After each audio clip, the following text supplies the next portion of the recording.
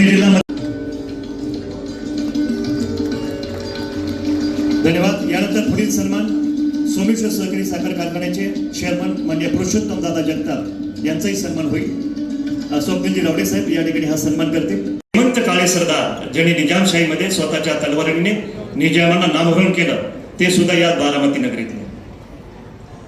याच बारामती नगरीमध्ये अश्वनिकापैकी असलेलं मोरेश्वर, प्रतिकाशीम असलेलं सोमेश्वर, कनेरीचा मारुतराया, आई तुळजाभवानीचं प्रतिरूप म्हणजे माळावची देवी, ग्रामदेवत सिद्धेश्वर, काशीश्वर, पंढरीचा महादेव हे आमच्या बारामतीचं आध्यात्मिक वैभव। एकेकाळी कापूस या ठिकाणी आदर्श घालून दिला आणि आज त्यांच्याच पावलावर पाऊल ठेवून त्यांच्या विचारांनी आपण प्रथमतः या ठिकाणी वृक्षारोपण केलं। आजचा हा कार्यक्रम या ठिकाणी करत असताना हे आमच्या बारामतीचं आध्यात्मिक वैभव।